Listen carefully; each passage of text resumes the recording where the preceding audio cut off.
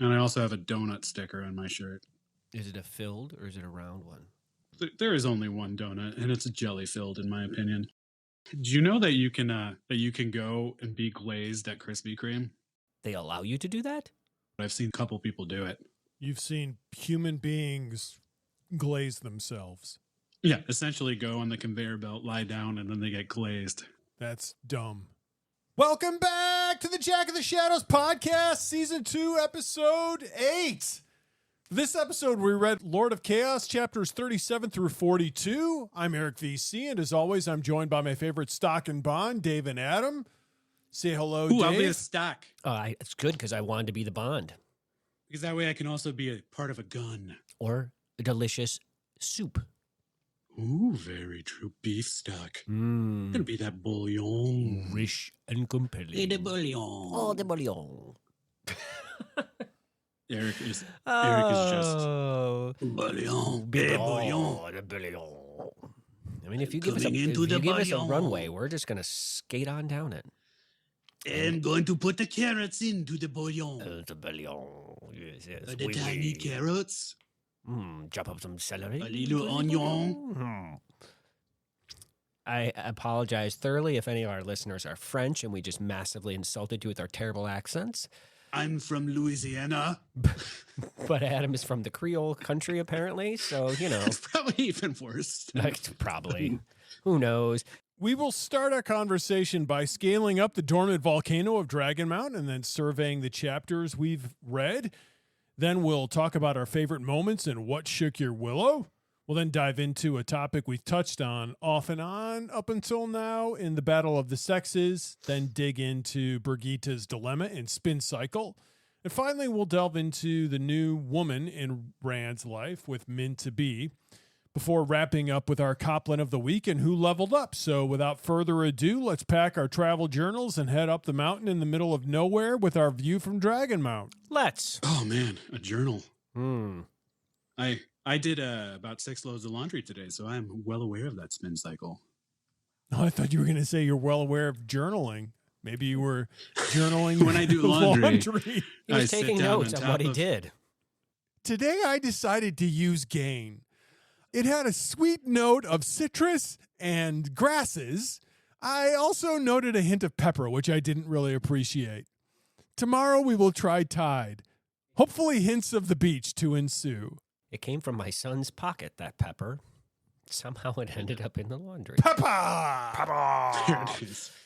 Terrible. So let's start with chapter 37 when the battle begins. This chapter opens with Nynaeve and Elaine's revelation to Egwene that they've captured Moghedien and been pumping her for information, leading to many of their quote-unquote discoveries. No big deal. That was a weird transition between these two.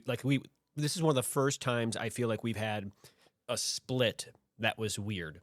Like, I felt like this chapter should have been part of last week's podcast, because it's one of the first times where it's like a continual thing that was going on and we somehow got split in the middle. It hasn't happened very often with us.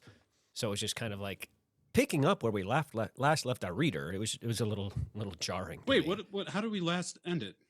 Because the last one, they were talking to Elaine and they said something about discoveries, and Elaine got all quiet and kind of looked down at the floor, and then all of a sudden it picks up again. All right. Yeah. I remember that. Okay. Elaine thinks that if Rand learned Tower 2 had one of the Forsaken and hadn't executed them, he would really be upset. What would she have thought if she had learned that Rand had been taught by one of the Forsaken? Probably. That's a good question. I hadn't even actually thought about that. I'm sure that they would be upset. Well, I'm sure she'd be mad at him and be fine with it herself. You know, that's the way these things seem to happen in these books. So she would be like, "You're a man. It's more scary for you to have the power, and then you're learning this from someone else, and that's scary because you could break the world."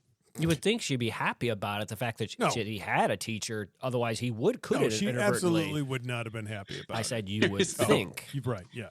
There's no way. There's no she would be, no. Egwene sends Nynaeve for Moghedien and discusses her plans for the Aes Sedai and the Wise Ones with Elaine. She goes on to state that she intends to open the tower to novices of all ages, not just girls in their teens, and She wants to bring the Sea Folk Windfinders as well. I'm sure they'll really look forward to that. Isn't Egwene doing the same thing Rand is by making decisions for other groups like the Windfinders that may go against what that group actually wants? Egwene's going to have to be doing that more and more often, I suppose, with Her newfound position. her newfound position. It's amazing the hypocrisy of these individuals. I mean, Over and over. It's across just the board. repeated, like they're so frustrated with everybody around them, and they don't realize how frequently they engage in the exact same behaviors that they're irritated with. They're just really, really ignorant of their own actions. It's true. Nynaeve returns in a new dress and with her serpent ring on the right hand, She's and all she has happy. Moghedien in tow. That dress was apparently Fine. pretty low cut. A little scanty. It's a little hot there in the Westlands. Kind of hot in these rhinos. Nynaeve then allows Egwene to put the Adam bracelet on. After threatening Moghedien with death if she lies, Egwene asks for the Forsaken about traveling. Moghedien explains that traveling for women works differently than traveling for men, and a woman has to make the two places identical in the pattern and then merge them, unlike the space-time folding that the men do. Or tearing a hole in the pattern. And then Egwene is like, oh, you mean like this? You mean like this? Shazizzle. Right. Shazam. Yeah, precisely. And then Moghedien is like, ah! And then Moghedien's like, ooh. No. Moghedien is not exactly quick to ascribe praise to anybody's action, so I don't think she was like, ooh. No, she was But scared. She was scared. Yeah. I want her to say that, though. Swan then enters to give Egwene her etiquette lessons, and Egwene dismisses her friends. After they're alone, Egwene tells Swan that the former Amerlin will help her. She doesn't really tell her so much as demand of her that she will help her, really. That's what happens there. Swan heartily Good agrees, idea. actually, and recognizes the error the group of 8 has made in underestimating Egwene's ability to stand up to power. You know what Elaine did Basically. there? She Yep. cracked that whip. Yeah, Egwene, everybody's impressed with Egwene, Yep. except for those who put her in power. Right. They thought something far different was going to happen. Egwene tells Swan she can call her by her first name when they're alone, and then asks Swan how to get Tower 2 moving against Tower 1, which is going to be a big part of the rest of this chapter. The scene quickly shifts to Romanda sitting down with 3 other Aes Sedai and plotting against Sheriam and Egwene. Plotting. Lelaine also has her own cadre seeking to undermine Sheriam. It seems from their thoughts that Sheriam has played both of these sides and their desire to see the other group lose against each other. So Sheriam has been trying to divide and conquer these groups, and we see that Egwene will continue to do it throughout these chapters as well. Both sides also wait for Delana, who it seems has been playing double agent. Double agent man. The chapter then moves to Delana, who is in conference with Halima, who we know is Erengar. It's not good. It seems Halima Not good. is the one who has Delana playing double agent, and now the Forsaken wants Delana to push the sitters to gentle or kill Logain. Next, we jump to Susan. There's no Susan. I don't in think we these got groups. a Susan. I'm going to guess that's Swan. Next, we jump to Swan sitting with Lelaine and using her skills at manipulation. She's going to use Lelaine's dislike of Romanda to encourage the woman to think about getting the Aes Sedai moving. Back to Romanda's quarters now, and we see Nynaeve is also trying to manipulate the Yellow Sister by suggesting that Egwene wants the Aes Sedai to remain in Saladar. Then we cut to Elaine, who's working some manipulation on Sheriam by suggesting that Elaine is concerned that by staying in Saladar, she may be capitulating to the wishes of Lelaine and Romanda, setting a bad precedent. And then the chapter concludes at the end of the day with Egwene taking her first bath in months and contemplating the intrigue she set in motion. So, there's obviously a plan to divide and conquer here by Swan and Egwene, and we're watching it play out as, each of these, Swan really addresses each of these groups, and Egwene also uses Nynaeve and Elaine to approach each of these groups and try to set them against each other. I love how confident Egwene was here. There's also a lot of reverse psychology. Where do you think Egwene's confidence is most used? She used it when Shiriam came in. But she has to, right? Because Shiriam is also one of the tentacles that's attempting to kind of keep her anchored, that she's looking to sever herself from. So Yeah.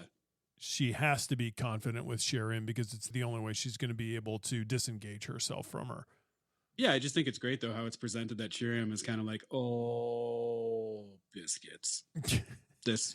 Oops. This one's kind of got it going on. And then there's that mention that Egwene smiles to herself thinking about something about Shiriam, so she smiles. She goes, and looks like she's actually smiling, and then Shiriam's like, hey. She also smiles back. Shiriam laughs out loud at a private joke that they both held, and then realizes no joke was mentioned.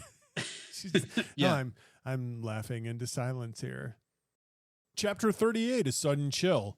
Chapter 38 begins with Matt contemplating the heat on an early Altaran morning. He reflects on the recent events between Olver and Avienda, who have had a skirmish involving Olver's belt knife. Nothing good going on there.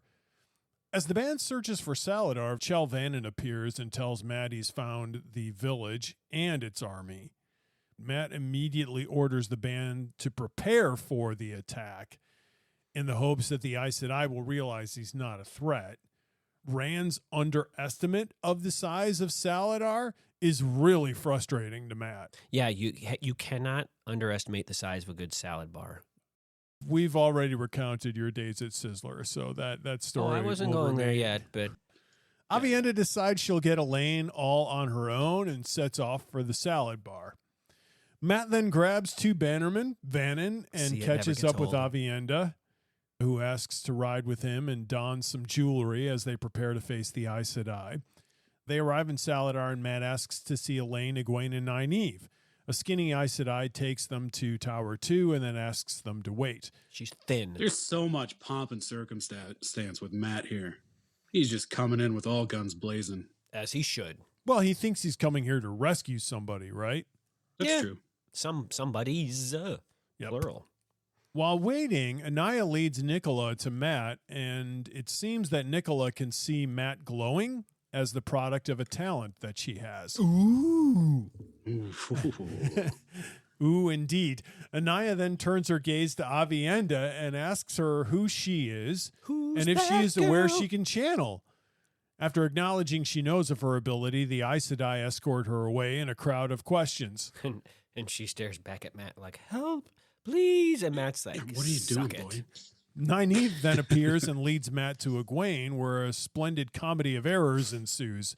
Matt thinks the three young women are putting on a charade with Egwene as the Amerlin for him. He orders Egwene to make a gateway for himself and the band so that they can take Elaine to Camelin. Matt is generally popping off at the mouth about what he wants these three to do and how crazy the Aes Sedai are for thinking of moving against Elida before a novice comes in and addresses Egwene as the Amerlin. Poleaxe moment. Yeah. Matt was just like giving it to him. So why was Matt assuming that she could travel like that? Because of how she got there? But how would he have known that? I think Rand mentions to Matt that he thinks that she's traveled there because she's gotten there so quickly. The chapter closes with Nynaeve remarking on Matt's surprise. Dave, that's tucked in between the pages. Right. Okay. Chapter 39, Possibilities, picks up where Chapter 38 leaves off with Matt and Egwene facing off. While listening to Egwene's thoughts, we discover that she, Elaine, and Nynaeve have all been taught the sweating trick by Swan so that they don't sweat any longer. Or the lack of sweating trick, for that matter. The antiperspirant trick. There you go. Have we actually been informed that this is something that is not the power? Yes. It Just- happened. just it happened. No, I think it happened with Rand earlier. Yes. And Taim. Logan, Oh, right. Mazrim Taim, does teach I just him think it's how to do it. that's crazy. That's awesome that you can just teach a normie. Yeah. I Matt- want to learn that trick. Matt's conversation with Egwene is interesting because while founded on the flaw that these young women can't take care of themselves, he genuinely wants to help them. Of quotation from the book is, listen, you can still get out of this. If they think you're the Amerlin, you can come out with me to inspect the band. You make a gateway and we'll be gone before the bunch of goat-brained lunatics can blink. Zippity zoom. Matt is genuinely here to help people, and while there is a little bit of arrogance in the fact that like he just assumes that he can help them, Matt's a help guy. He's trying to help here. He's not coming in solely for the purpose of disruption. No, that is true, because he talks about the fact that if they get found out, their heads would be cut off.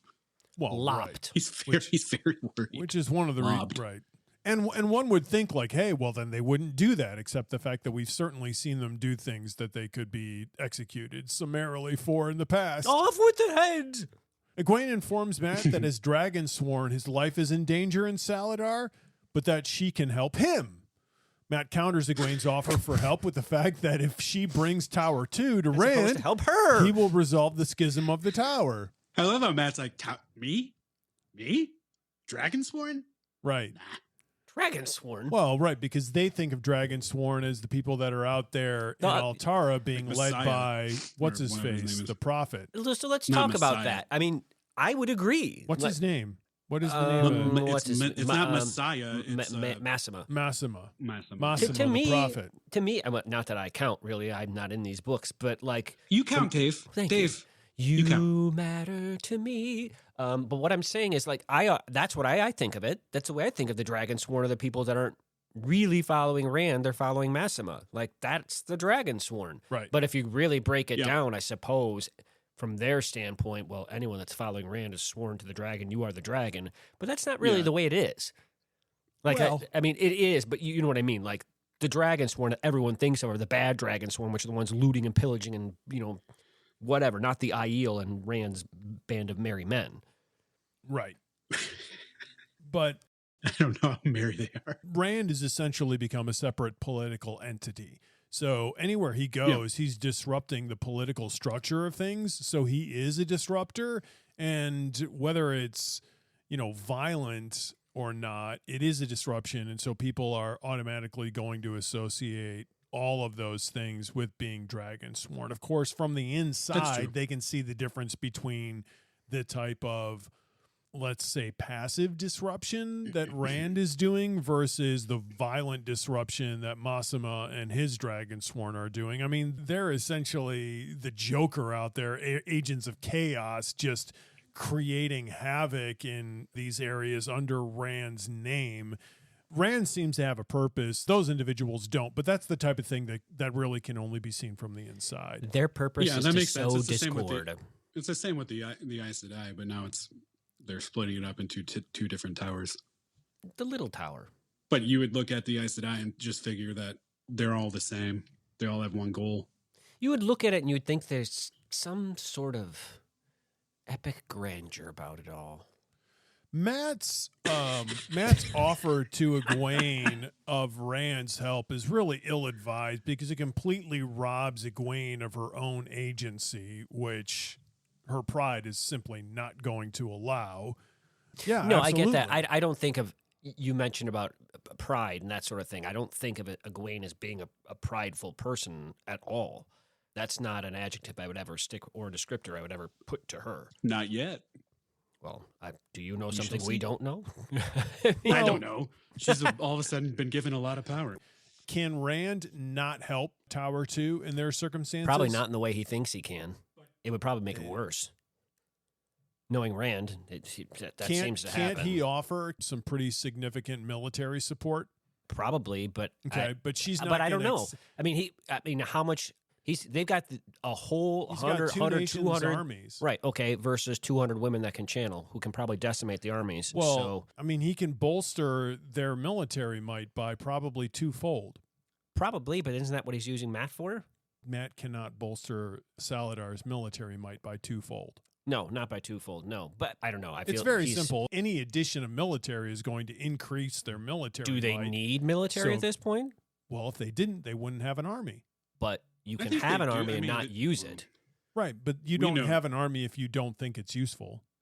It's just basic math. 1 + 1 = 2. Of course, Rand can help, You can question over how much help that is for sure, but of course he can help to a degree, but Egwene is not going to accept that help. And why? Because she doesn't need it.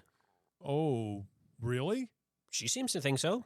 That's not the question. The question She is... thinks that she doesn't need it, but I think Well, she needs it because at this point, we know a lot more. Once again, at this point, does she need it? The answer is no. She's Will not she- doing any military action. She is moving Tower 2 toward She's trying to. Tar-Valon. She's trying to. From the way that these books work, I think we can all guess that she is going to get her way, and they're going to start moving in that direction. It seems like that's where the setup would be going, is that she's concerned about the one tower that they think is just evil now. Yeah. And For there's good reason. and she could certainly use all the additional support that she wants. She's not going to take any additional support from Rand. And Well, the problem is when you I would say attach that that's Rand because to of pride. No, I think it's absolutely disagree with you. I think it has to do with everything that's attached with Rand and the stigma that goes with it, and not only the stigma that goes with it, but the complications of the strings that are going to go with it. Now you're all of a sudden you're tied to something that you don't necessarily want to be tied to from an autonomy standpoint. So then all of a sudden you're beholden to somebody else. You don't want to do that as the ruler of, Right. let's say it's her nation. Yeah. That's not a pride thing at all. Then you're subservient to somebody else. You're Well, not really the ruler. but I would suggest that sovereignty, which is what you're describing, is a product of pride.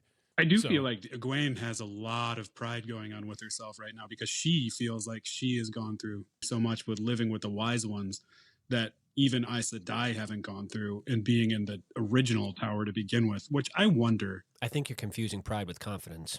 No, They're two Nope. very different things.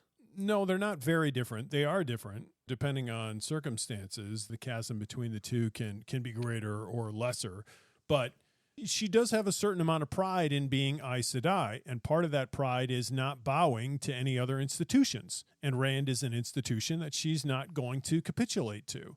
So Yeah, I I agree would with that. suggest that that's a product of pride. Is it wise? It might be. It might not be. It might not be wise to be politically tied to Rand, but that doesn't mean that wisdom doesn't come out of institutional pride. But let's move on.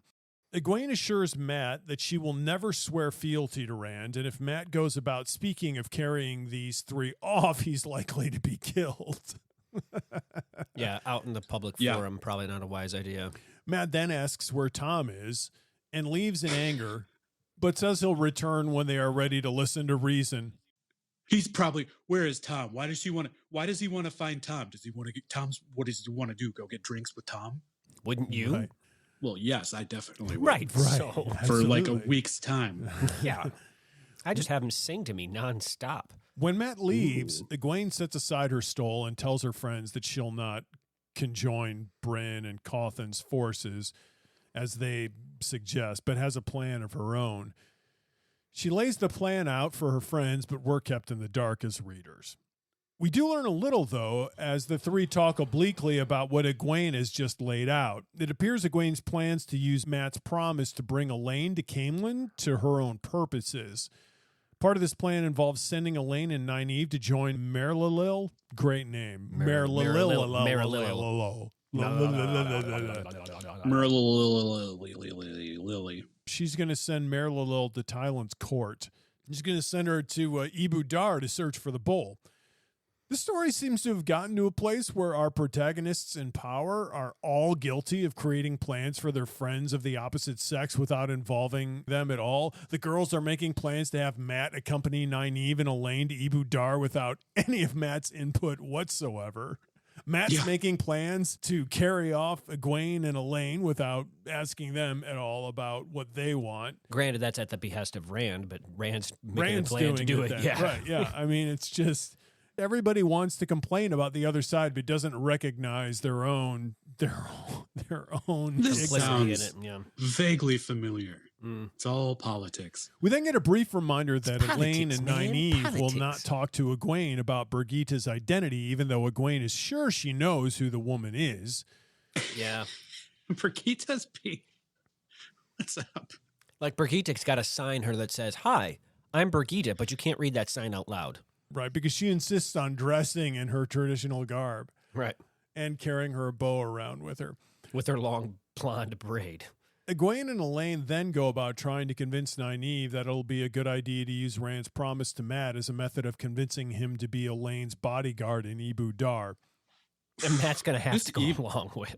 This Ibu Dar sounds violent, salty, like a salty place. Well, it is by the sea. Elaine seems most interested in this plan because she wants to study the terangrial Matt possesses that she's just discovered. Can we back up in the fact that we did not bring that up in our chapter summary at all? How they all tried to use the power on Matt and it just flowed around him. Flowed, that's a new word. Flowed around him. It didn't flow anywhere. It dissipated. It died at his and they were all body. like, what? I feel like Matt should like slice open a part of his like tummy a little bit and just shove that thing in there and then sew it up.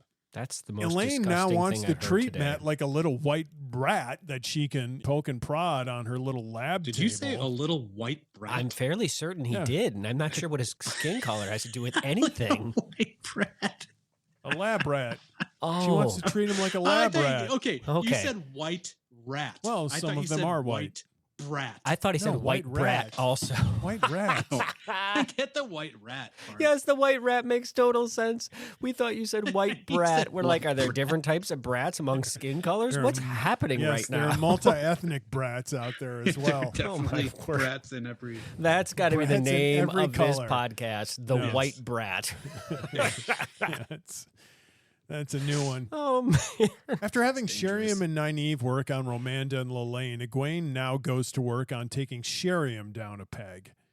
Sheriam then enters, and Egwene and Nynaeve depart. Sheriam.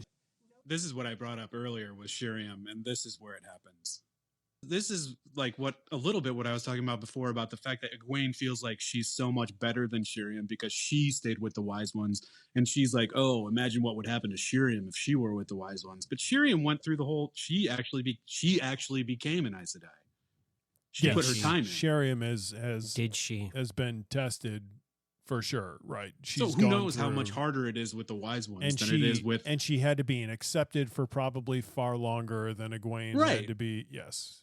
So Egwene thinks that she's like, oh, no, I've gone through this thing with the Wise Ones. I wish that you could go there. It's like, no, Sheriam's gone through the White Tower. You haven't. Right. I think the Wise Ones That's are a very probably good point. worse. That's a very good point. I just think they're different. It's just a different kind of challenge.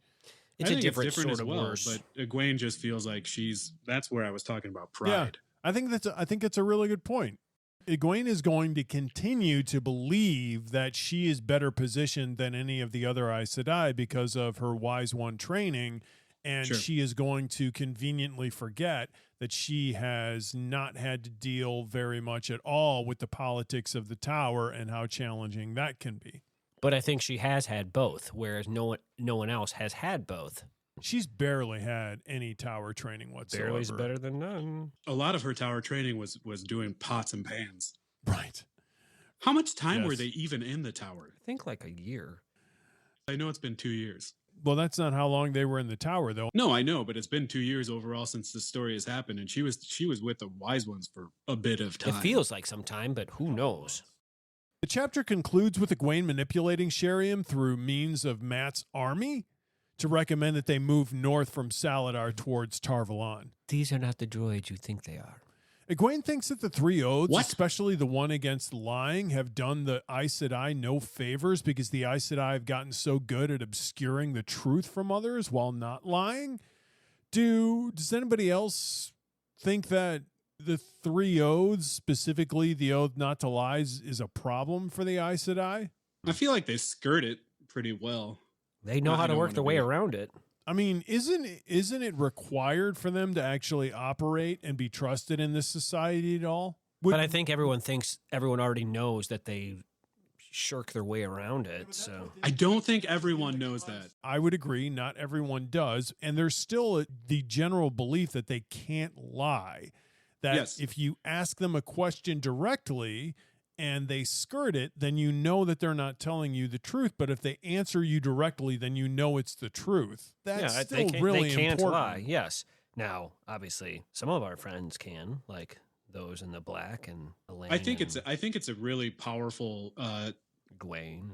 manipulation to Naive. set up that you can say, hey, look at all of us, look at all these women, they can't lie, to the general public. So the general public thinks there's absolutely anything that you say to them, if you ask it, they cannot lie.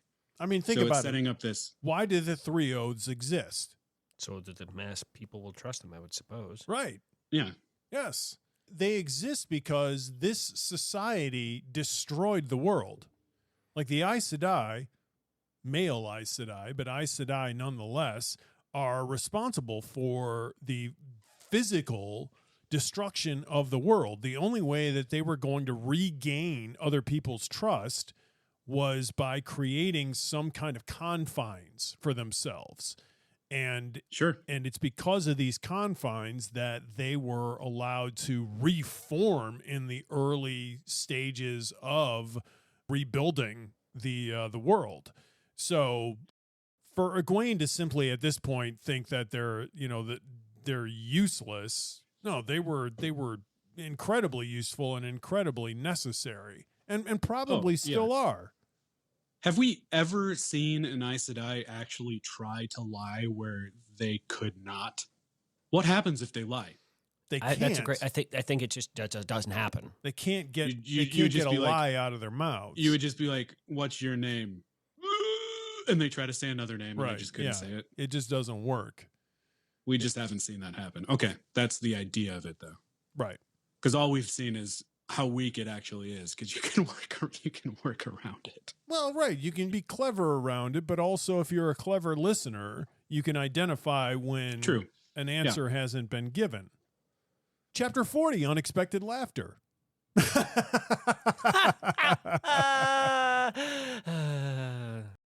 The chapter starts with Tom and Matt discussing the resistance of Egwene and her friends to being taken away from Saladar. Tom tells Matt a story of how he was rebuffed when he offered to rescue what seemed to be a downtrodden bootmaker's wife from her abusive husband. It turned out that the woman was just as abusive to her husband, and they made a great pair. Tom tells this to Matt to illustrate the dangers of trying to rescue a woman without knowing all the facts. Tom then goes on to describe the positive qualities he thinks Egwene has, and then narrates the predicament that she's in, trying to bring 3 different factions to heel.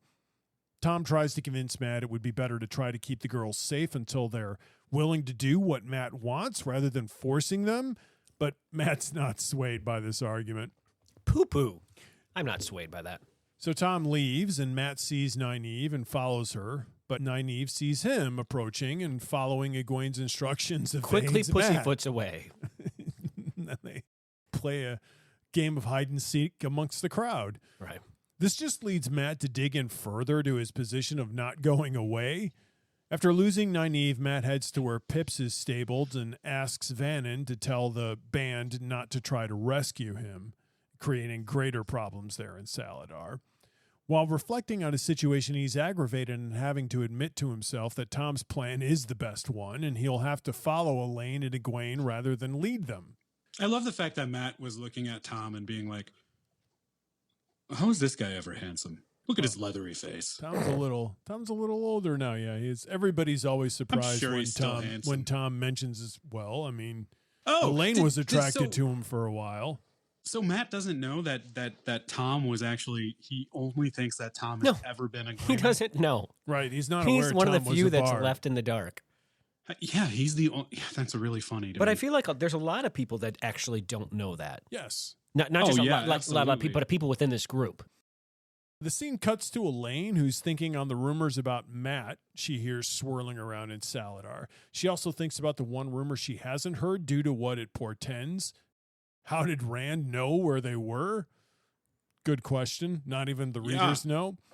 While heading to Avienda, Birgitte finds Elaine and tells her that in addition to her and Nynaeve, the Hall intends to send Van Deen and Adelius to Ibudar. So Van Deen just sounds like a clothing brand from 2001. it sounds like a 70s folk hard rock group. With that, yeah, no, that's a better option. Did you check out Van Deen? Right. They're coming by reunion tour. That's Van right. Deen. Like something that would have been in Oh, Almost Famous. Yeah, Almost it sounds like the Famous. name Yeah. of the band from Almost Famous. That's true. Van Deen. What is that? I'm a What is golden it? It's god. like Black, I'm in Van Deen. Black Oak, Rockwater, whatever the That sounds like a drink. whatever the name of that group headed by Jason Lee is. Jason Lee. Right. Jason Lee. Stillwater. Stillwater was the band. Elaine asks Brigitte if she can tell Egwene who the blonde-haired woman is. Brigitte explains her reasons for keeping her identity secret, but Elaine tells her that Egwene could really use her trust right now. Brigitte tells Elaine she'll consider it. Having stopped to talk with Brigitte, Elaine then heads off to speak with Aviendha. She rescues Aviendha from some prying Aes Sedai, and offhand we learn that Myrelle has been an Aes Sedai for 15 years and is the head of the Greens. Yeah. Which is surprising because she's not old. Oh, well, She's yeah. not as old as a bunch of other No, Greens that have she been must be around. really powerful then. Or just really good at lying and getting away with lying. I'm 500 years old. She's an Aes Sedai. If She can't lie. My birthday were Hey, a Eric just different rhymed. birthday. Having taken Aviendha to her room, she informs the other woman that Matt has told her Aviendha was there to kill her. Keel haul her. Aviendha says quite the opposite and strips to the waist. She gives Elaine a knife and a sharpened stick and tells her Elaine can use either to help Aviendha meet her toe to Elaine. I love how Avienna's just been sharpening this stick for Right. so long. The whole trip there. No. Oh, yeah. She's been whittling away. This little piece of Funny. wood sparkles on the end now from how long she's been just It's also the size of a honing pencil. it. Part of her confession to Elaine is the detail that she slept with Rand. There's no way I'm sorry, Elaine Eric. can bring herself Laid- to harm laid. Aviendha. It was a switch, by the way. It was a nice. There's no a way nice that Elaine switch. can bring herself to harm Aviendha, though she's quite angry with her. Elaine tells Aviendha she has no toe to Elaine and that they both are going to have to share Rand with Min. Unexpected laughter. Yeah. I do find it funny that someone you can't actually say to someone else that you don't have toe though. Yeah, you can. Well, But it's up Isn't to it the up to the individual. person to know if they have it's toe still, or not? Right, it's still up to them to decide. because Rand said to what's her face that she didn't have toe to him, and she was like, "Yeah, no, I do." Good old what's her face. Sulin. Yes.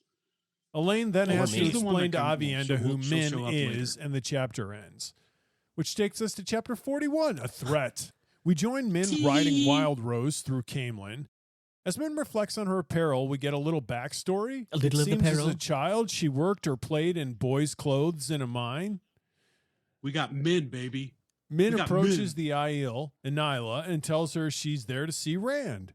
Min briefly sees what I can only guess is a marriage wreath above Nyla's head, and then the Aiel woman takes her to Rand. Upon seeing Rand, there is a new image above him and an Ew. aura of brown, yellow, and purple that sickens Min. Sounds like a bruise. Yeah. Yeah, a lot of- it does. Rand is holding court with some nobles, and Min strains to see if she can see any images about them, but there's nothing to see. Ain't nothing to see. They're not interesting, apparently. No. Next thing she knows, she's being told she can enter the throne room. We then change perspectives to Rand, who bounds off the throne as he's just been lazing in and rushes to Min and Swoops then her up. picks her up and spins her in the air with joy. Sorry if I made you dizzy. I'm just really happy to see you, friend. This is friends. Spin friends in circles in the air. You're just kind of a being. You're just kind of a friend. Realizing where they are, Rand asks Min to his sitting room.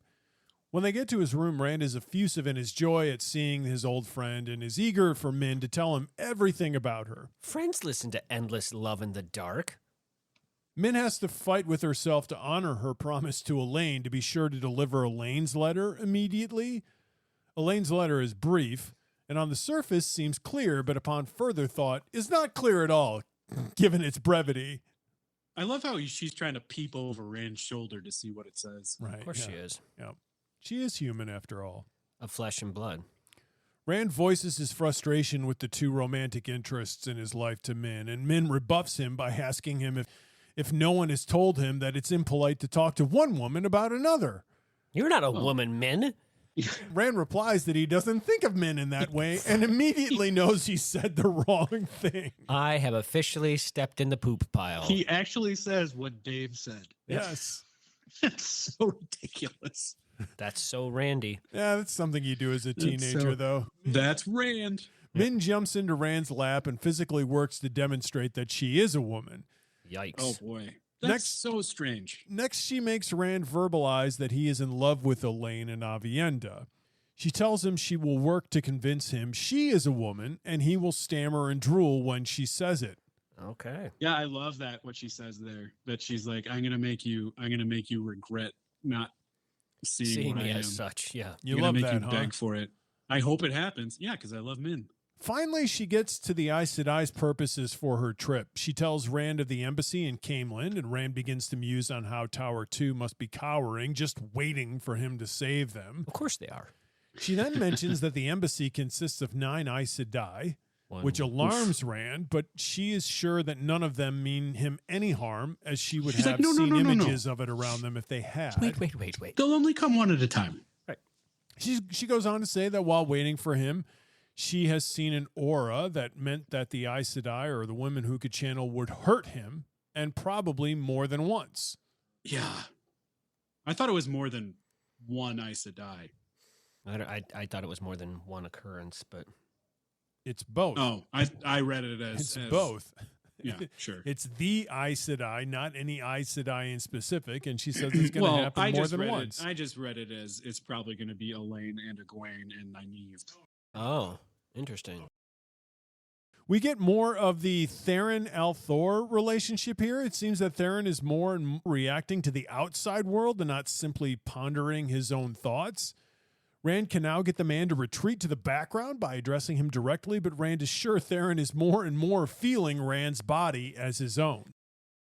Apparently, when dealing with Theron, Rand has grown a grimace on his face, and so Min reassures him that she is on his side and will help him exclusively in any way that she can.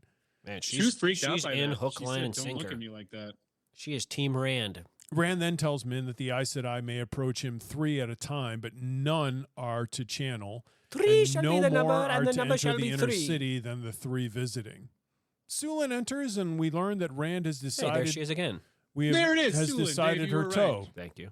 Yes, she's working as his personal servant and is clearly not doing it very meekly. I can love imagine that her. moment, though. I imagine her wearing like the Little Miss Muffet cap on her head, like on the her strawberry head, yeah. shortcake hat. There's some interesting things that happen here. So she walks in and she drops that tray because she's so surprised. And then also there were some other sisters that were pissed off looking at Min as well because it's not Avienda. So Who's this Might not be any meddling good. lass? well, that's why Rand is like, hey, Hey, Rand's like, let's get some things straight. let no one do anything to this girl. If by chance a hair of her head gets set astray, Right. Yeah, we'll see. you'll all pay for They'll this. just make her run around a tent for 5 years. Naked. Naked, right. Yeah. Yeah. Mamre will be absent, but Luce Theron will be humming a song, fiddling his earlobe. Like a looby Fiddling his loo. earlobe. Yeah. Yep. That's true. That's I what love they that. that's I what love some of that. these men do when That's they're apparently- musing about hmm. women. Doo-ba-doo-doo. Yeah. After strange. Sulin leaves, Mullane enters and tells Rand that Egwene has gone off to Saladar. Rand informs the Wise Ones he knows this, and then Min tells her she is going to have twin girls, which completely stuns the Aiel woman. Psst, you're knocked Yeah. up. The 2 women get to discussing Min's gift, and Rand interrupts with a request that they discuss the embassy. Bumblebee tuna. Min discusses each sister in the embassy in turn, and we learn that while the Aes Sedai are supposed to discard any allegiance to country after being raised to the shawl, each very much holds on to her nation's opinions of Rand's actions. Mullane exits, but not before she tells Min she will name one of her forthcoming daughters after her. Not bad. That's not bad at all. Pretty good. Pretty good for your name to exist in perpetuity, perhaps. Chapter 42, The Black Tower. Rand and Min are awkward with each other after Mullane's exit. Rand invites her to go to the farm with him, but Min ham-handedly declines the invitation. Min exits after brushing Rand with a kiss, leaving the man slightly confused. Before Rand heads to the Friends farm, he don't thinks about the kiss. numerous rumors of Aes Sedai circling Camelin. Many of them are fabrications, but a couple, given what we know, Fabrications. could be true. There's still a rumor of an Aes Sedai helping cats. Gamalfin. Yep. Gamalfin? Gamalfin. Gamalfin. And there are rumors of Aes Sedai sneaking in the city at night. Yeah. I don't like these bolstering Aes Sedai in the city. Rand makes a gateway right in the sitting chamber and releases Saidin, thinking it feels ickier than it has before. Uh-oh. Upon arrival at the farm, Rand sees it has grown significantly since we were last here. The barn is grown bigger. and also looks like has no water. That's more of the Dark One's touch on the world, the weather. Yeah. It's so brown. The animal pens are larger and farther from the barn, and the farmhouse has been rethatched. There are well over 100 students now, and they're all working with the power on practicing combat. Did Senbui show up? He's got work to be done, Adam. He's In the thatching Two that Rivers. roof? Right. He's got work that he hasn't completed. He skipped. Right. A Terrabonner comes up to Rand and acts insolently, stating he's supposed that Rand has come to train at the Black Tower. He's a saucy That lad. guy's going to regret that. The man is then Right. clubbed with a weave of hair and rendered unconscious by Taim. No sooner do you say that, Adam, than whack. He does regret it. Luce Theron jumps into another fit of, kill him! Kill him! Well, he said I should have killed him It's long Cluzo. ago. Kill him! How long ago could he have killed him? I mean, For all we know, Luce Theron is talking about some other Forsaken that he let live longer than he should have. Like, we don't even know if he's addressing this man. I know, but it's very strange to me that he said I should have killed him long ago. he's daft, man. Yeah, He's that gives you an daft. idea. He's probably talking about somebody else. I don't know if he is. You think he's talking about like he should have killed this man in a past life? I don't know how long this man has been around for. I don't know much about him. You think he's been around for thousands of years and interacted with Luce Theron during the Age of Legends? Hey, Mayhaps. Adam's allowed his thoughts. I am allowed my thoughts. I think that Jordan uses those to demonstrate Theron's insanity and his confusion between past and present. I don't think Theron is insane. I feel like Rand is. I don't think either of them are. I don't think that either of them are either. We know Theron's insane. Theron went insane and destroyed the world. I'm just trying to provide thoughts of someone that hasn't actually Appreciate read that. this book. Yes, I appreciate that. Rand asks But you're what the still right. I man don't meant think by the you Black do. Tower. I don't think he does either. I think you're saying that just to seem very gracious, Eric, but as no you one say, believes one it. can actually say that. Right, you can put that at the I end of any appreciate sentence. that. No, your thoughts are much appreciated. Let's move on. Let's and move I'll on to a delete them topic that later. interests me much more than this one. Rand asks what the man meant by the Black Tower, and Taim tells him it's the name that the men have taken to using instead of the farm. Rand then addresses the group and tells them that when they had completed their training, they would be called Ashaman, a type of knight errant. He then goes on to delineate the difference between classes of Ashaman. They start out as soldiers, then become dedicated and receive a small silver sword badge. And then the final step is to become an Ashaman and receive a gold and red enamel dragon badge. Rand skin's crawling it for good reason. Like you got Black Aja, but now you've got the Black Tower. That's just synonymous with nothing good. No. Like I can see why Rand's skin would be crawling. You just named yourself the opposite of the light. Why are you doing this? Yeah. How do we know that he's just not going to take all these dudes that he's training and have them be his own? We don't. We don't know that.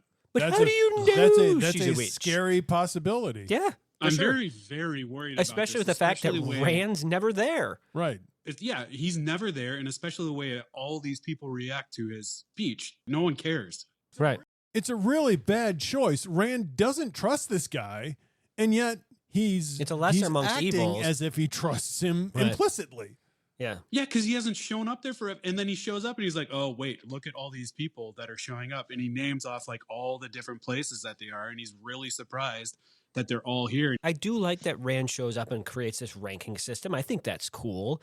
Like, I think he's trying to give them some purpose, but you got I to do it love more that. often. Yeah. Right. I'm just very, very worried that there are a lot of Right. men that can channel that he thinks that are just going to follow him. Under a less And than yet he has questionable this- leader, Yeah. Rand Yeah. could be creating a terrorist organization. I think he is. unbeknownst to himself. Right. Rand finishes by stating that they're all preparing for the last battle, which they have to win. And instead of a cheer, the crowd remains frighteningly silent. It's because all Yep. their wives are staring at them with the woman's eyes. Time dismisses the crowd and invites Rand to wine in the farmhouse. Time tells Rand that he's no longer doing the recruiting and has delegated that to others like Dahmer and Grady. Rand then asks why Time has been so dour during the badge explanation and ceremony in which he gave Time the sword and the dragon, and Time goes through some crazy transformation from frustration to full rage to total calm before telling Rand he's been concerned about him and the Aes Sedai. I love that he's just shaken. What was this moment? I think I he's don't crazy. know. It was very. You think Taim's crazy? I think he's got a few screws loose. Yeah. I think he's. I don't know. I think he's he just might be concealing something. frustrated. Well, Okay, can well, you that's imagine different. That's very different than being crazy. Well, He's really, really powerful, and I'm sure he doesn't like being under the toe of Rand. no, Yes, for And sure. he's the one that's taking care of all of that, and then Rand is making the decision coming in that I'm going to give these things to you. Yeah. I think that's it. Yeah, I mean, he's giving him honor, though. I mean, he's saying, "Hey, you're the first." He is. But Time wants to be Rand. Right. I mean, Time wants to be Well, the Time ultimate might think- authority. he and might he's think not. that he is And Rand. Rand's arrival constantly Like he's- Rand's infrequent arrivals Right. remind him of that. Like he said before, Is this it the could have been second time me. he's been there, or third? I think it's the third. Well, there might be more that we don't know about, but No, from what we've read, it's no, the third. Rand. I mean, when Rand arrives, he's surprised by Yeah, the he's development. so surprised, yeah. so this is he hasn't been there in quite some time, probably since the last time we saw Well, him. who knows how long these guys can work with the power? I mean, they could do miraculous things quickly too. There's a Yeah, reason very why true. Rand is surprised with the development. Yeah. though. Should be a There's little worried. also a bout with Luz Theron where he not only suggests killing Taim, but the trainees as well. Theron says it's clear that they serve Taim. Yep. Interesting. And to substantiate your point a little farther, Adam, there's a weird But he's moment crazy, with Eric. Theron where He he is seems crazy. to suggest that Taim is a Shamael. He says, "Oh, light, I killed them all that I love. If I killed him, it will be well, though. I can make it up if I kill him finally." If you remember, a Shamael is the one who visits Luz Theron in the prologue in the Eye of the World. He's also the one Rand kills later. He's the one who visits Luz Theron immediately after Theron has used the power to basically lay waste to the entire area. And here he is reflecting on that confrontation again in reference to Taim. Interesting. Time tells Rand that there are Red Aja gathering in the countryside trying to stop men who can channel from arriving to the Black Tower. That's Oh, boy. interesting. Time says that they're using gateways now to transport men so that there's no impact from the Red Aja, but suggests he could eliminate these Reds in some of the embassy for Rand. If something they could meet in some sort of accident on the way. Yeah. Rand tells him he wants no murders of Aes Sedai and threatens Time's life if any occur. The chapter ends with Rand telling Taim he's not worried about the Aes Sedai and intends them to dance to his flute. You dance to my flute. Yeah, they might follow me. So, Adam, what shook your willow? I think it's very alarming that Nynaeve just in front of Moghedien just went off and started saying things like, "Why can't you make me angry? Why can't I be angry at this?" And then it seems like Moghedien understands that Nynaeve can't channel unless she's angry. So I don't think that's a good thing. I know that she's under lock and key, quote unquote, but I Right. think in the future, if she's alone Still under lock with and the key. woman and something happens, which happens often in these books, I think there's going to be a moment that she might get taken advantage of. Hmm. Okay. Nynaeve, that is. Right. Yeah. Didn't figure it was Moghedien. It seems like, why would it be brought up other than that? I think that Moghedien has probably been aware of this problem before, but I would agree it's a problem. Well, I mean, Nynaeve realizes what she said. It's brought like, up. Oh, She's like, oh shoot. I think that this is probably going to be brought to a head at some point. Yeah, I would agree. Because that thing is being passed around willy nilly. That's going to get lost at some point. Well, now I don't think it is anymore. Now I think Yeah. it's met its stop. It's just gonna live with Egwene. I don't think that Moghedien is going to be there and just keep being under lock and key. I mean, I think we all agree that Moghedien is going to escape, and I think it's more than likely that it's going to happen during this book. I'm more concerned about Ermengar being Ermengar, there. right. Yeah. Oh, yeah. Those two are going to plot together at some point. You think they're going to plot together? because the Forsaken are Not good for in that. that manner, no. Okay. But I do think that the one is going to assist the other one in escaping. I think that They're going to meet together and have like a little tea. They're going to have tea.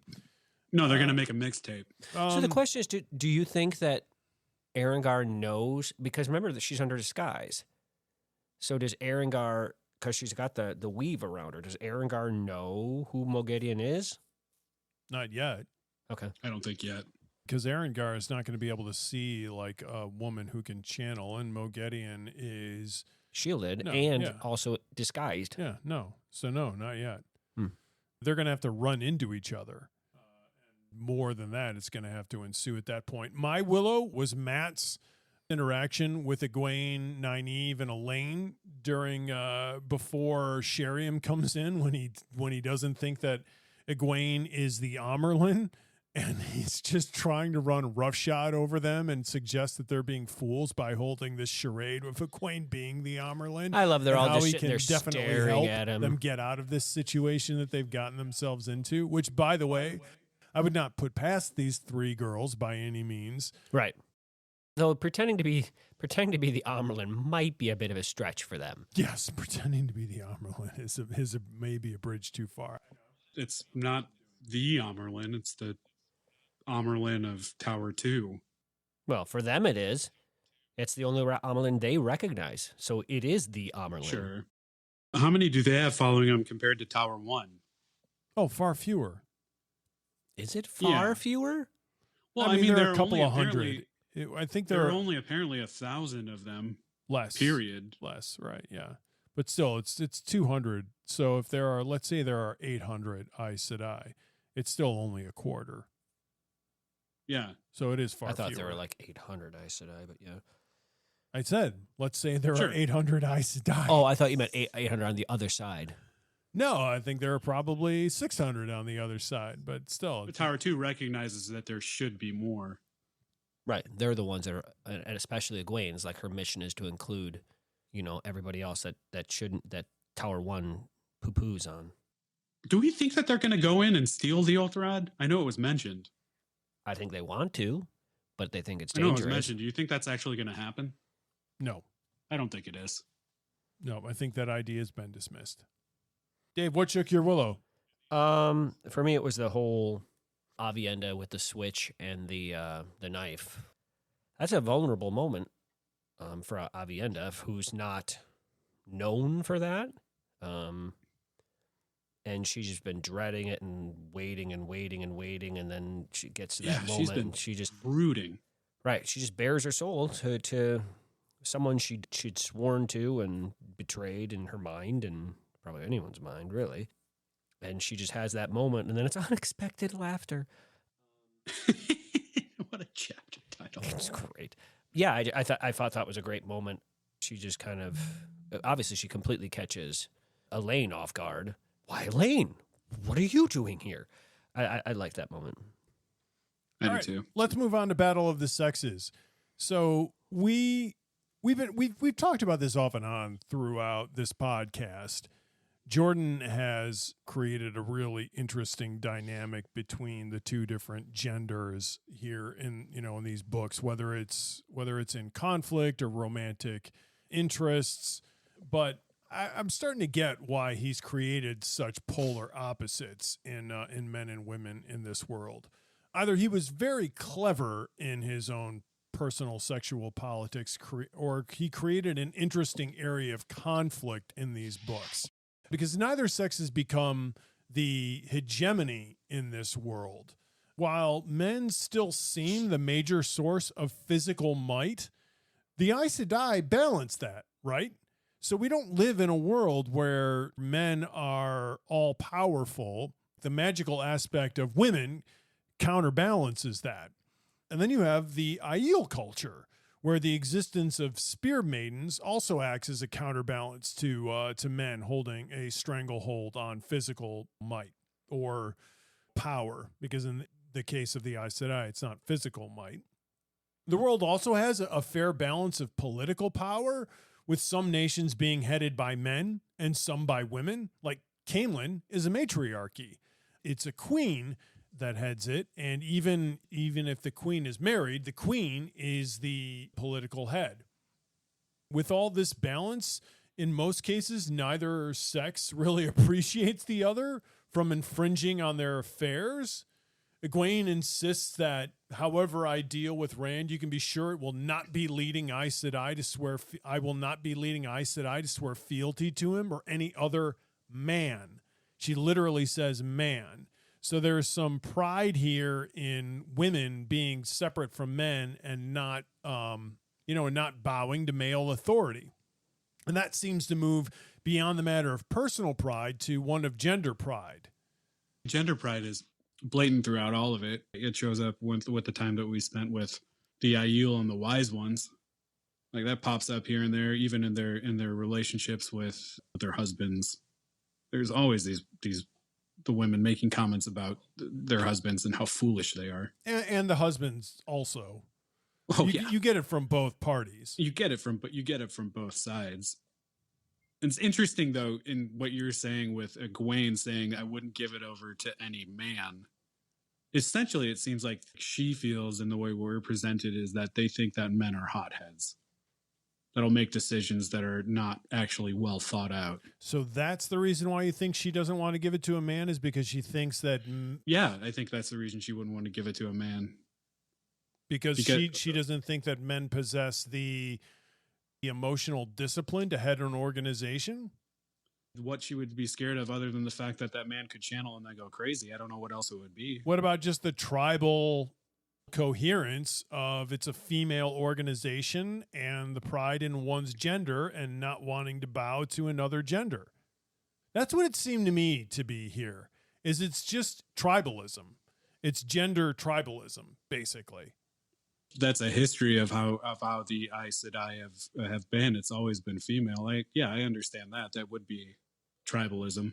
The Aes Sedai have always been female because men, they're destructive. Not only that, one of them broke the world. Right. I mean, there are a number of reasons why. And Rand isn't suggesting that he become the head of the Aes Sedai. He's merely saying that he wants their fealty, which he doesn't have to be the head of that organization, but she's not even going to consider,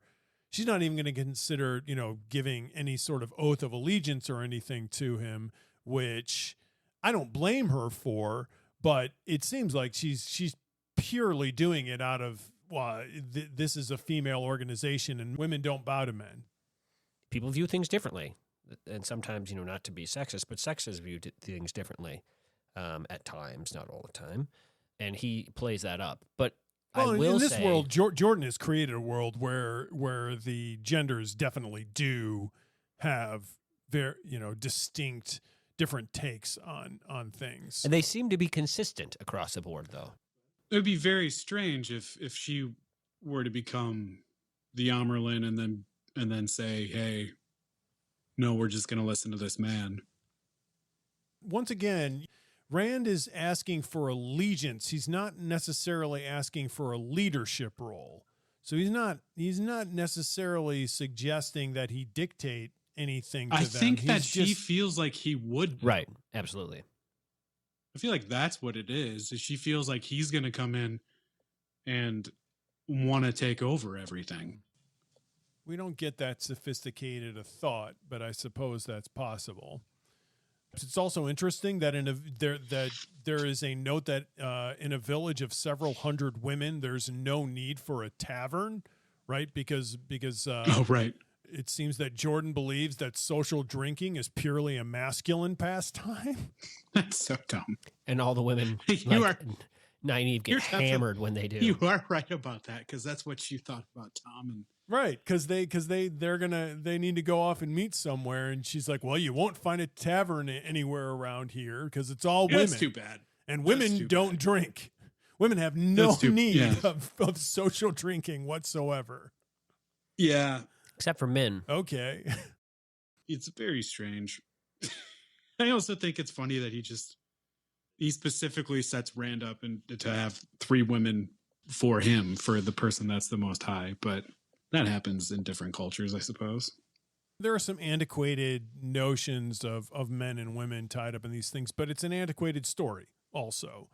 So, Yeah. one could, if they were predisposed, If to one were so forgive- inclined. right? Exactly. I'll say Jordan this much: for- it really bugs me that the men and women don't actually see eye to eye. That they all have their opinions of how the other one would act. Well, to be fair, in a story describing amicable relationships is the least interesting part of any story. All stories are built on conflict, and yeah, but he seems to be going out of his way just to be like, no, this is how this goes. He does. He Which does. I suppose it does. He does, but It does we're also in a story where the genders are put up against each other when you have a major political organization that is purely female. I mean, we don't have any gender homogeneous organizations other than the Aes Sedai.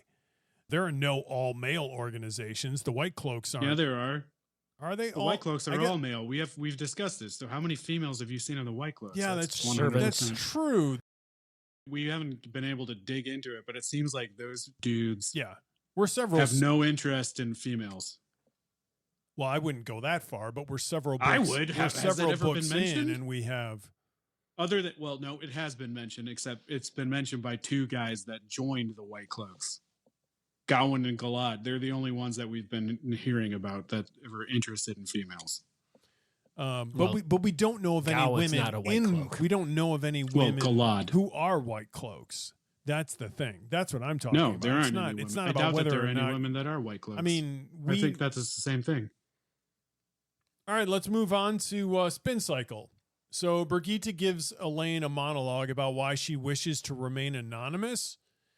And in this monologue is sort of the heart of this series, or the conceit of this series, that a hero does what's necessary when it is necessary. And it's only after the events have been told and retold that the deeds become particularly heroic. Remember that the identity of Brigitte is sort of a sticking point between Elaine and Egwene. Sure.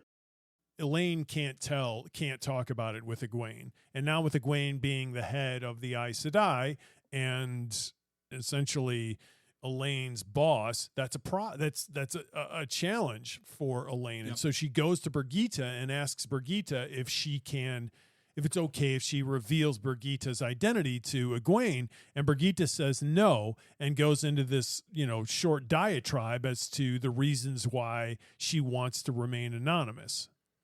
But she also brings up the fact that she's not anymore.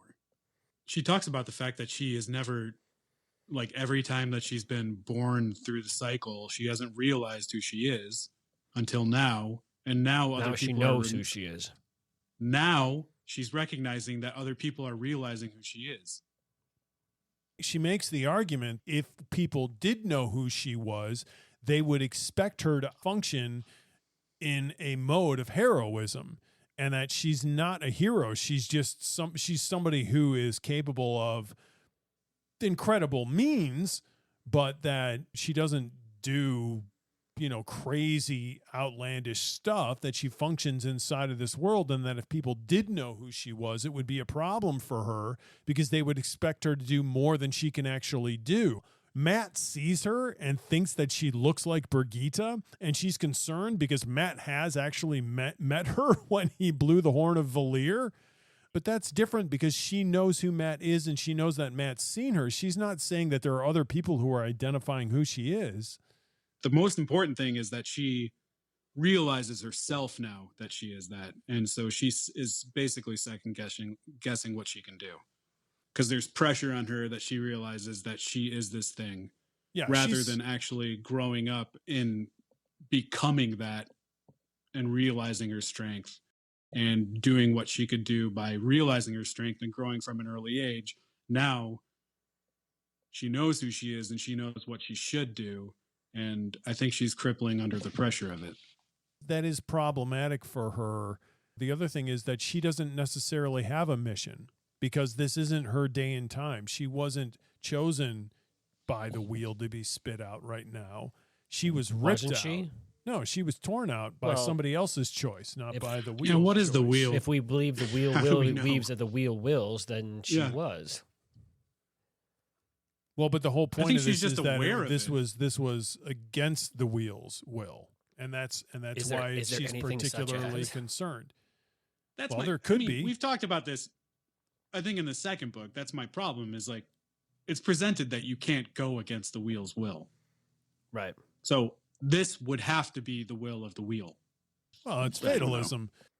This would have to be how the Wheel wills, is that she would get pulled out and then recognize it.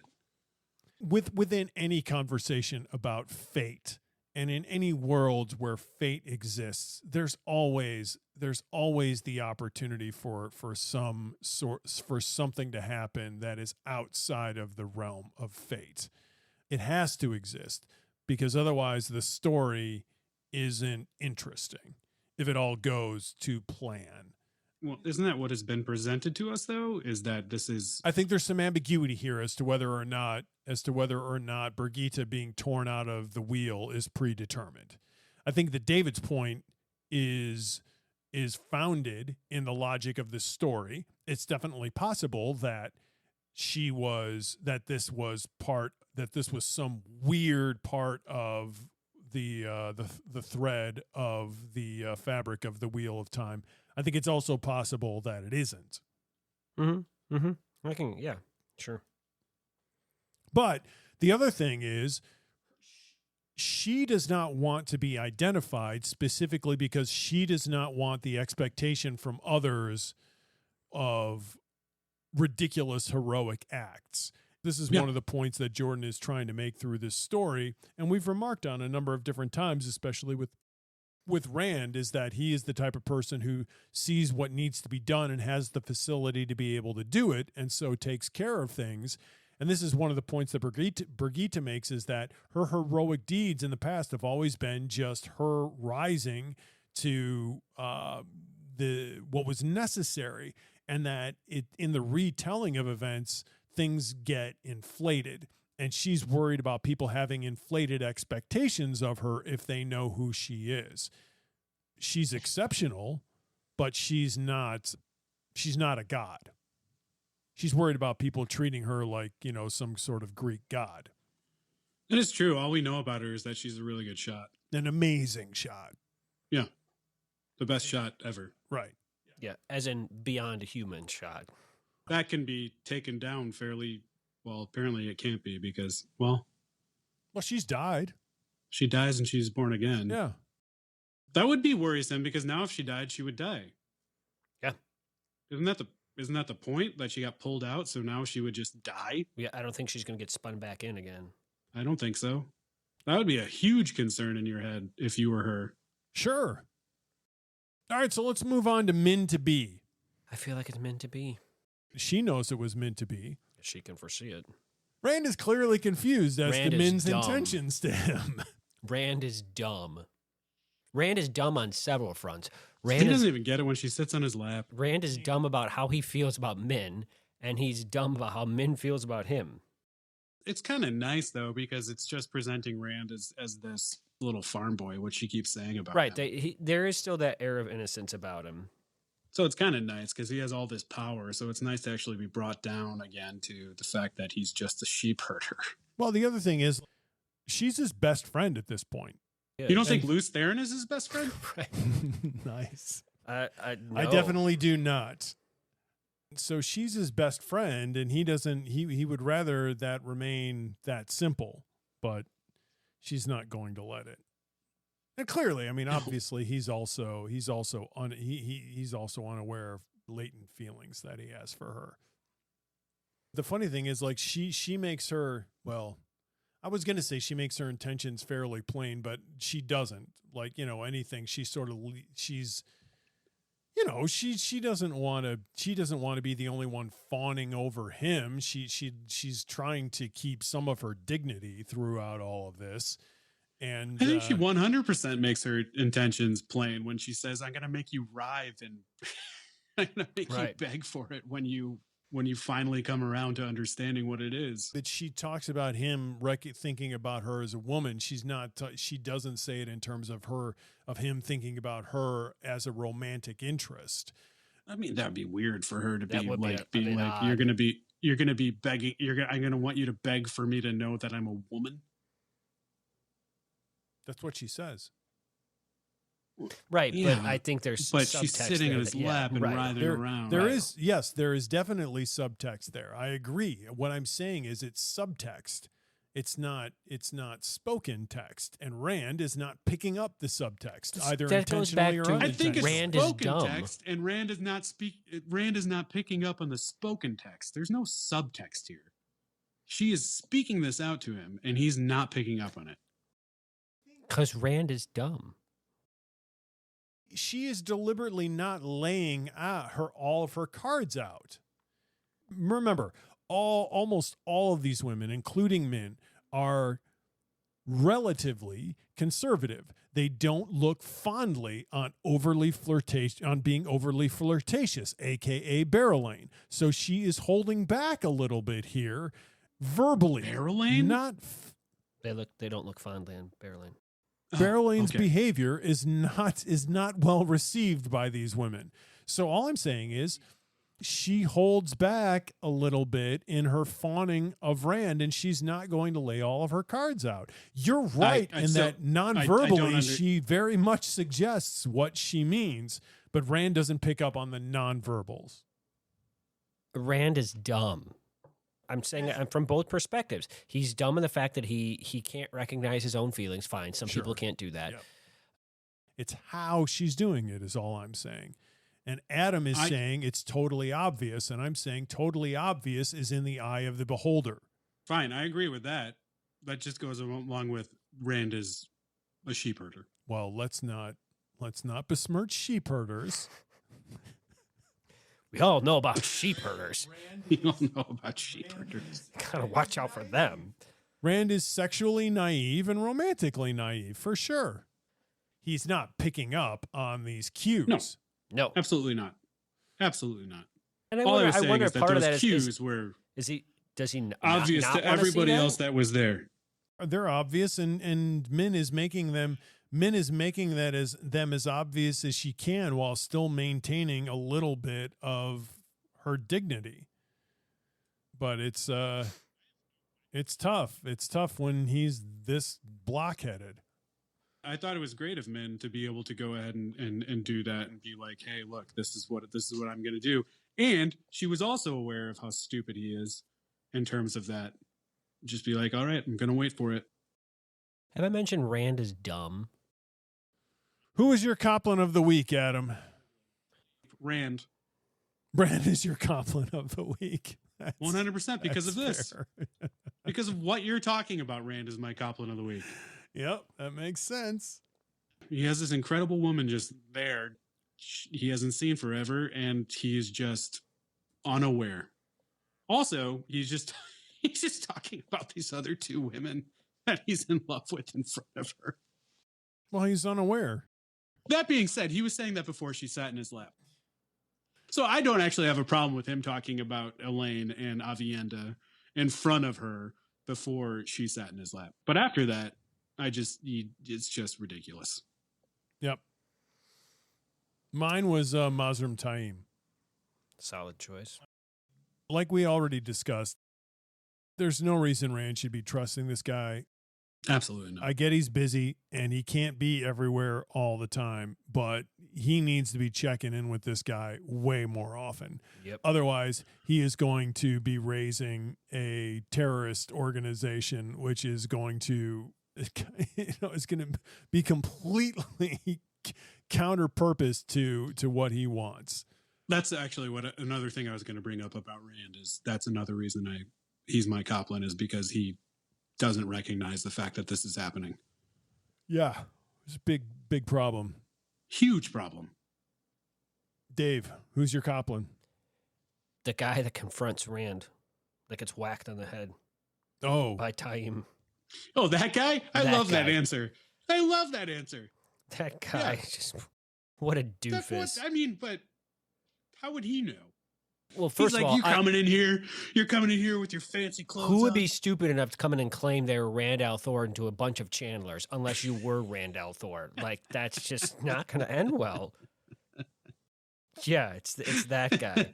That I love how doofus. Rand had to be like, oh, Rand's got to be like, try to calm Right. I'm going to try to calm myself and not just blow him up. Yes. Incinerate him. I'm not just gonna blow him up. You know, Luz Theron would have. There wasn't a name. Oh, really? He's No. a Terrabonner. Yeah, just their description, no name. Okay. Mr. No Name He Annoying who Terrabonner. shall not be named, but shall be thwacked in the back of the head.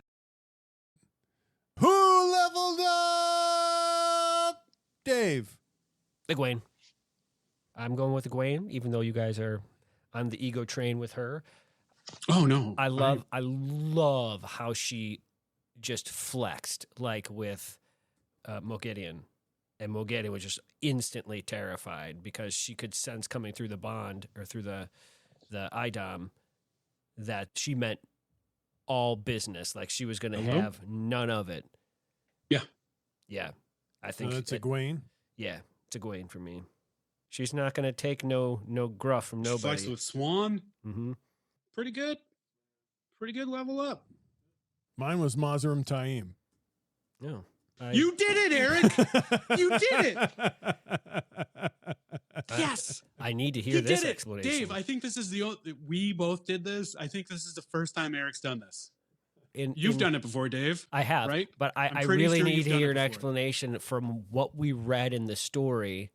How look at how much up. the Black Tower has grown. He's got like 100. So he's got people doing that soldiers for him there. Well, he's delegated. I mean, so he's trained those people well enough to go out and find other individuals like them. They're going all over this world. This is another major element here of this book is when it comes to breeding, while there isn't a male Aes Sedai organization anymore, but the Aes Sedai have bred out so many women who can channel and have become so exclusive that they're so small on the verge of almost becoming insignificant in this world. And this is one of the things that Egwene is going to do is broaden the scope of individuals that they bring in order to strengthen their organization. And Taim is doing the same thing. They are bringing in men of all ages from all over this world and growing these numbers. And he says he thinks he can outstrip the White Tower within the year, I believe.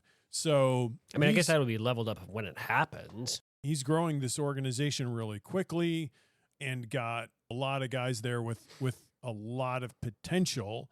And they're all there working, like they're working in a structured environment when Rand arrives, other than this stupid Terrabonner that you noted. Right.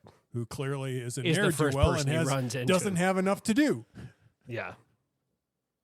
So who leveled up for you? Oh, mine was Egwene as well.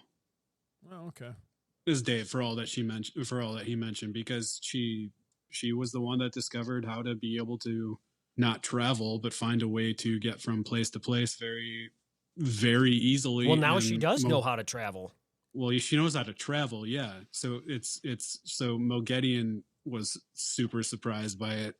It's incredible that she can do that, and then also just talk these people down that are that have actually been in power before. Did it seem slightly weird that in the early chapters when she's with Moghedien, she talks about she figured out how to travel, and then like all of a sudden the tower knows it? That's such a huge thing, and it's so downplayed in the book. Like that could have been a card she could have used, with the tower to get like people to her favor or something, but now people are just murmuring about it. Right. And figuring it out on their own. Just odd to me.